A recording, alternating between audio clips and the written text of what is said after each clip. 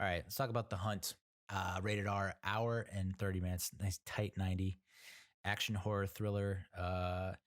Was supposed to come out in like September of 2019 and was pushed back because it was too controversial and was instead released as a home premiere right when COVID hit March 13th. I've been excited to see this for a while just to see what like all the talk was about for so long and all the controversy. Like, wow, this gotta be one fucked up movie.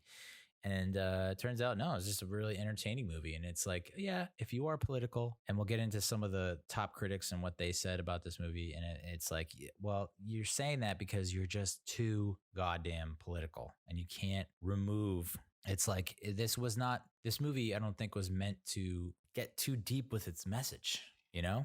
I think it used politics because it is a divisive mechanism, tool, and it's the core of this premise. You know, what can happen when you let politics get a fucking hold of you and you let it consume you. So the synopsis from IMDb: 12 strangers wake up in a clearing.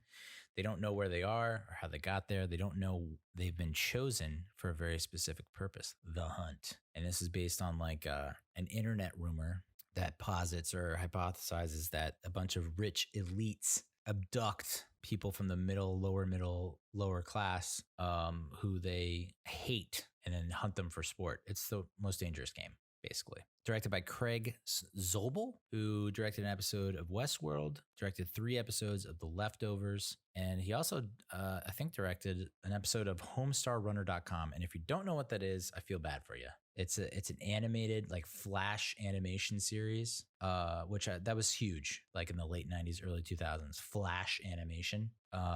It's how I got interested in Heavy.com back when it was a Flash animation site, and then it turned into something else, and then it turned into something else.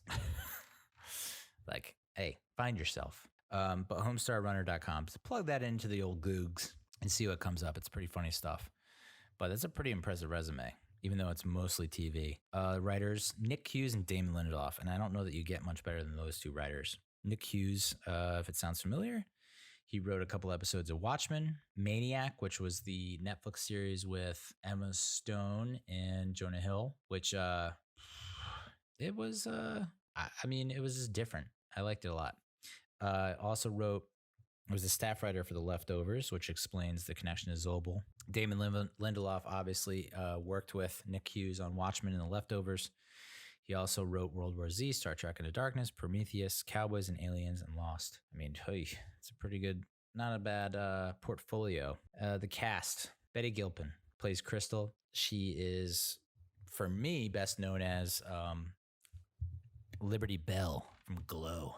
And she has a little bit of, I don't think she is Southern in real life, but she's now played a Southern character in Glow. And then she's Southern in this as well. I think she's from Arkansas or Mississippi in this movie. I won't mention that name because that is a spoiler. I'll get to that to the end. Ike Barinholtz, who is referred to as Staten Island in this movie. You might remember him from Cockblockers. He was also on Mad TV. His brother is very funny on Superstore. Ethan Suplee as Gary. Ethan Suplee, probably one of the unintentional, or maybe it was intentional, was watching Ethan Suplee run in this movie. It was just like, damn, dude, you still haven't gotten that down pat, huh? Okay.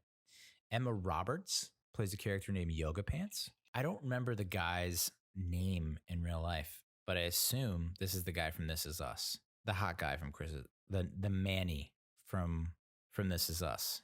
He was also a stripper in Bad Moms too. Nope, I was wrong. Anyway, the hot guy from This Is Us, also known as the Manny in This Is Us, he plays a character in this. Glenn Howerton from It's Always Sunny in Philadelphia plays a character named Richard. I'll go through all this stuff and I'll get to the spoilers. Critics' consensus: The Hunt is successful enough as a darkly humorous action thriller, but it shoots wide of the mark when it aims for timely social satire. Okay, for people that are like jonesing for the social satire, I mean, give me a break, dude. 56% of critics gave it a favorable review with an average rating of 5.8 out of 10, and 66% of the of the audience gave it a favorable review with an average rating of 3.59 out of 5. I'm going to go above that for both. I don't know why I like this movie so much. Yeah, it had some moments that were slow or like I don't know. Maybe it's because I'm not like that political, but like I wasn't in it really for the political message. I was more in it for the statement that's like, don't let politics pollute your mind to the point where it's like anyway, some of the top critics, let's go over what they said. It's a solid throwaway B movie that probably thinks it has more to say than it actually does, but is entertaining nonetheless. I mean, I agree with most of that. I got a B movie vibe from it, but I honestly think that Betty Gilpin has like a future as like an action star. Yeah, like a B movie action star, but like not B movies. It's B movie esque. It's like a homage to B movies, but like obviously a couple notches above it in terms of quality. The provocative premise of liberal elitists hunting deplorables for sport. So that's, if you didn't want spoilers, I apologize. That's the spoiler. It's liberal elitists hunting deplorables. And it's not, so it's actually blue state hunting, for the most part, what is red staters, which that was supposed to be the name of the movie when it first was in production, was Red State versus Blue State, which I can only imagine what kind of traction that would have got with the hunt being as controversial as it is. But yeah, liberal elitists hunting what they call deplorables, which are essentially red state people. Betty Gilpin plays Crystal with almost sociopathic cool in an inspired and strange performance that splits the difference between Linda Hamilton and No Country for Old Men's baddie Anton Chigurh. That's pretty spot on, I'd have to say. And I know I'm not supposed to objectify women, but God damn it, I have eyes and a soul and a heart and a wiener. And Betty Gilpin, when she has like this, like, I don't even think it's supposed to be a crop top shirt. I don't think it's supposed to be a crop top shirt, but it becomes a crop top shirt. That's all I'm going to say. Hot damn. But, gives a great performance, like outside of the looks department. Very kind of, stoic to a certain degree, just a fucking badass. That's why I think she's like an action star in the making. Like this is kind of like her first foray into being an action movie star lead. And I think you're only going to see more to come. And it's justified. Another top critic said it certainly isn't a one-sided hate fest. It's just bloody entertainment with a thick slab of socio-political humor. I love thick slabs. So good. An equal opportunity offender that forgoes partisanship to poke bloody, gory fun at everybody. And I think that was what was appealing to me, is the ability to be, I guess, not bipartisan, but maybe nonpartisan, because I don't really identify with one party or the other. It's like each party has its flaws and each party has its strengths. And so I like to cherry pick from both. Sorry. So that's what I liked most about it. It was like, it wasn't one-sided. It took shots at both sides. And I think that for some critics, that wasn't good enough.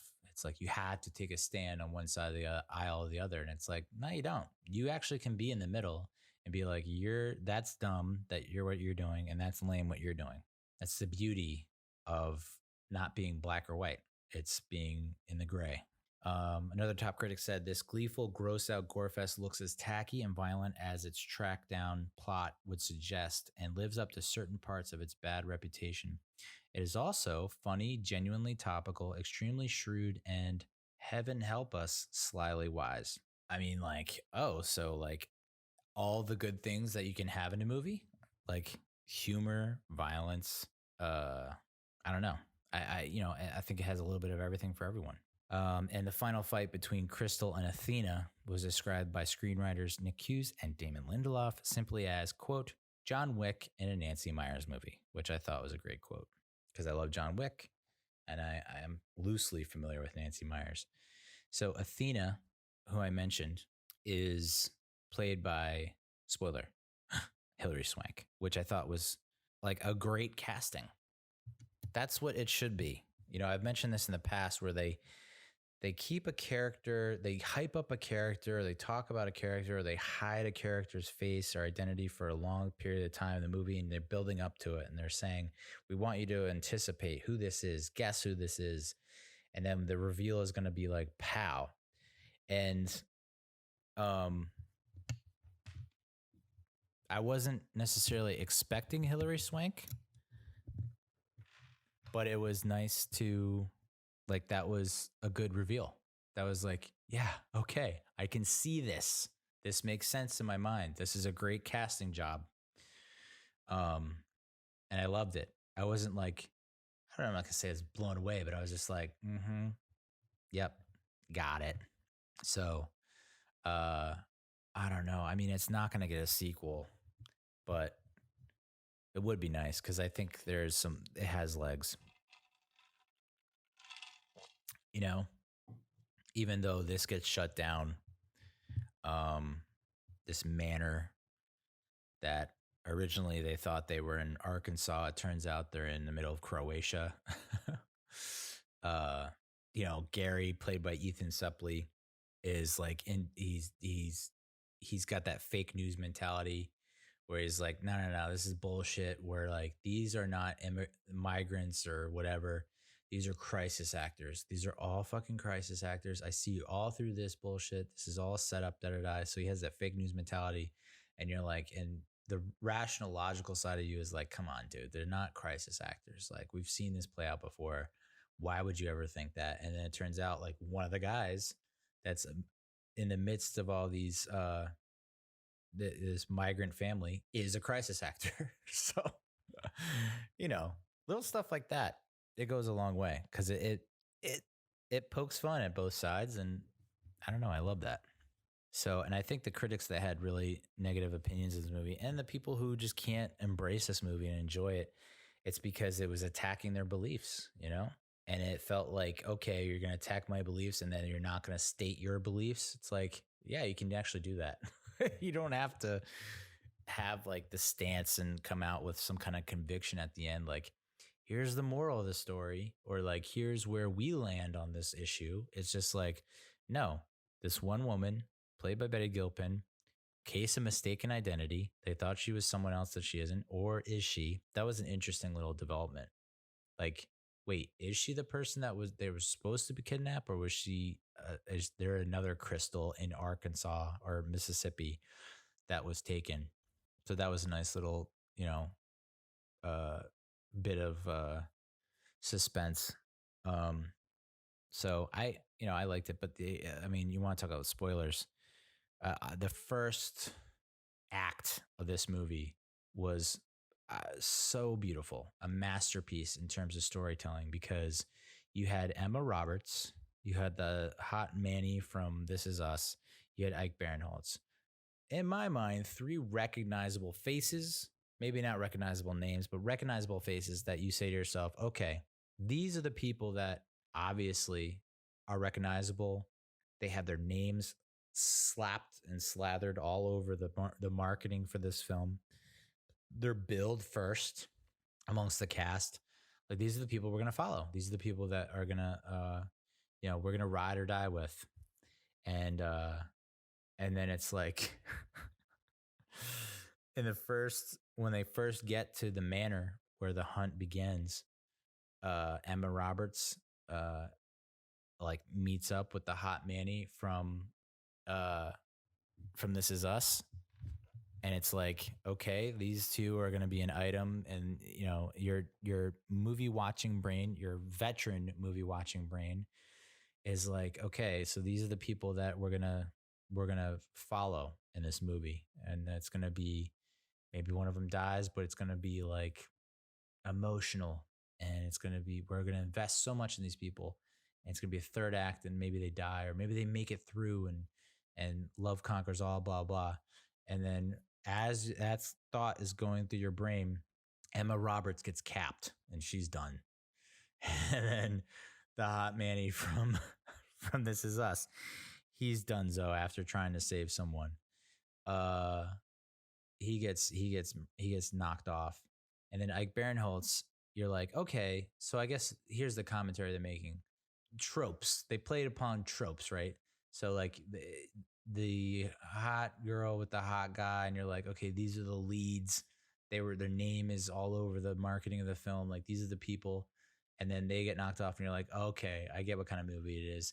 Now Ike Barinholtz, this comedic actor who you wouldn't see as a male lead in an action movie, is the guy that we're gonna ride with. And then they go to that mom and pop convenience store, and he gets knocked off, and that's at that point I was just like, what is going on with this movie? I was just like, I don't know what to think at this point. Who am I going with? Who's my guy? Who's my gal? Who am I rooting for? And then Betty Gilpin steals the show. So I really liked it. I wish more people liked it. I would go on a limb and say one of my favorite movies of 2020.